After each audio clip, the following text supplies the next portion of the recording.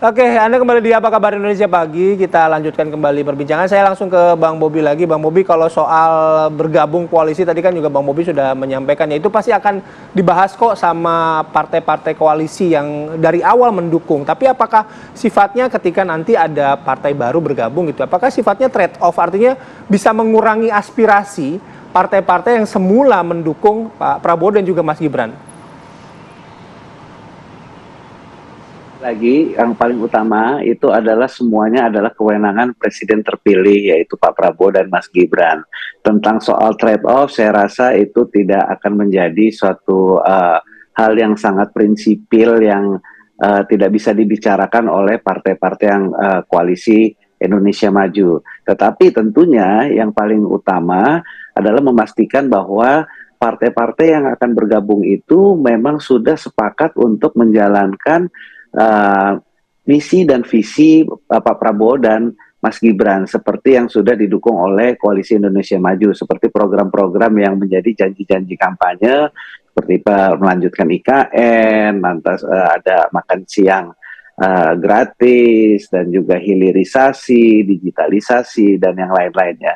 Jadi kalau kita melihat masalah atribut, apakah dulunya memang mereka berseberangan, apakah udah pernah masuk keluar lagi, atau memang yang masih kekeh, masih hak angket, saya rasa itu udah menjadi domain presiden dan wakil presiden terpilih. Tetapi garis utamanya adalah ya tentunya kalau bergabung harus mendukung misi dan visi dan program-program pembangunan yang menjadi kampanye Bapak Prabowo dan Mas Gibran sebagai presiden dan wakil presiden terpilih. Oke, tapi kan ada kepentingan parpol juga di situ, Bang Bobi. Katakanlah gini ya, mungkin ketika dari awal sudah soal karena bagi-bagi kekuasaan misalnya gitu. Tadinya misalnya dijanjikan sekian menteri gitu. Terus tiba-tiba ada partai baru ya. Kan artinya juga kemungkinan yang tadinya dijanjikan dari sekian kursi menteri akan berkurang. Nah, itu kan kepentingan buat parpol juga menjadi penting juga di situ, Bang Bobi.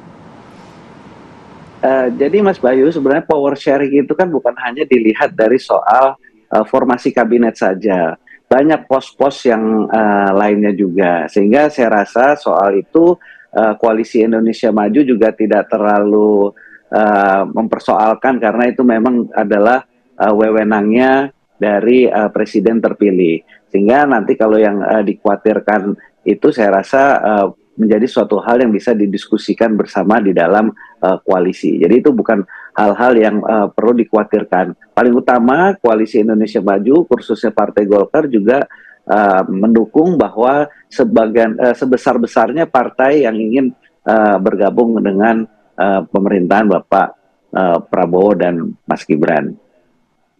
Oke, Bang Bobi, kalau misalnya dari teka-teki yang ada pada saat ini gitu ya, paling tidak udah ada sayup-sayup terdengar kalau misalnya Nasdem, PKS, nah berarti artinya setuju kalau misalnya ternyata mereka memutuskan untuk bergabung? Saya tidak bisa berkomentar karena keputusan itu kan bukan hanya keputusan koalisi saja, tapi utamanya adalah bagaimana dari presiden dan wakil presiden terpilih. Saya rasa itu suatu hal yang bisa dibicarakan di antara pimpinan-pimpinan dari Koalisi Indonesia Maju. Oke, berarti nanti akan dibahas lebih lanjut ya. Oke, saya langsung ke Kang Pipin ya. Kang Pipin, tadi yang menggantung ya pertanyaan. Tadi Kang Pipin menyampaikan fokusnya sekarang pada proses hukum di MK begitu. Tapi Bang Abu kan kemarin juga menyampaikan menerima. Meskipun Bang Abu bilang ya menerima hasil dan proses hukum akan berbeda. Nah, tapi itu membacanya gimana begitu Kang Pipin? Kok menerima tapi tetap proses hukum gitu loh? Namanya adalah menerima hasil pileg sebetulnya. Jadi bahwa pileg itu memang hasil PKS kita melihat ya. Meskipun ada catatan beberapa dapil, ya, ada persoalan yang kita akan ajukan gugatan ke MK, misalnya Jabar 1, misalnya seharusnya kita dapat 2, tetapi hanya dapat 1 misalnya. Itu kan tentu kita akan gugat ke Mahkamah Konstitusi. Adapun Pilpres, tentu kami akan mengikuti dan mengikuti keputusan dari Timnas yang sudah dibicarakan oleh ketiga partai koalisi bersama dengan Capres-Cawapres. Saat ini kami memandang bahwa Pilpres itu belum selesai karena kami melakukan gugatan terhadap MK terhadap banyaknya aspirasi dari masyarakat yang memandang melihat bahwa banyaknya pelanggaran, banyaknya kecurangan yang dilakukan secara terstruktur, sistematis, dan masif yang itu harus diadili seadil-adilnya. Kami sangat berharap bahwa MK, Mahkamah Konstitusi, sebagai mahkamah yang memberikan rasa keadilan, bukan sekedar mahkamah kalkulator yang menghitung angka-angka. Kami berharap nanti Mahkamah Konstitusi bisa melihat bagaimana proses angka-angka itu bisa didapatkan. How to get your number, ya. Selalu saya katakan bahwa besaran sebesar itu kira-kira dari mana?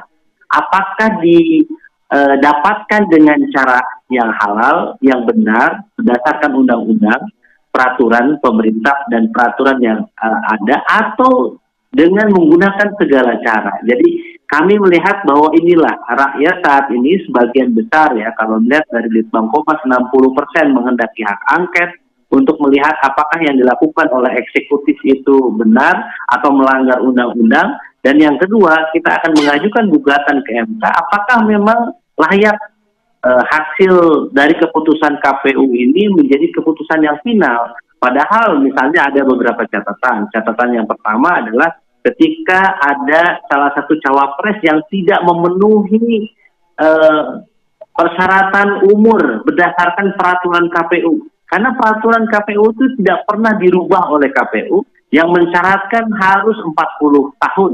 Tetapi KPU menerima salah satu syarat calon wakil presiden yang masuk kurang dari 40 tahun.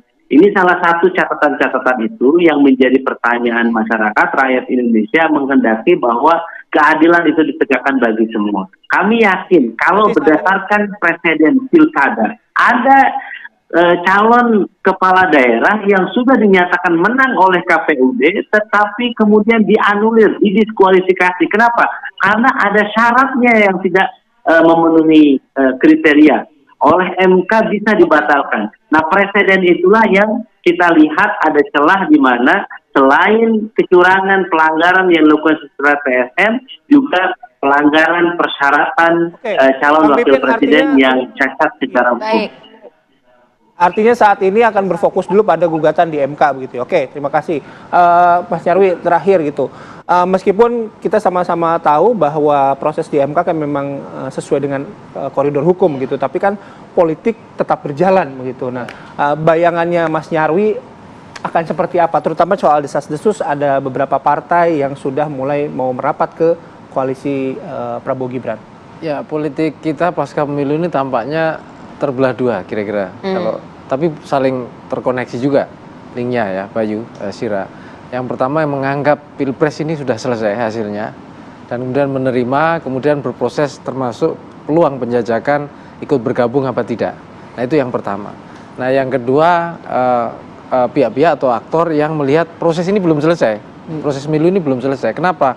Karena kalau kita lihat tahapan hasil pasca diumumkan, itu ada 3 hari misalnya untuk mendaftarkan gugatan.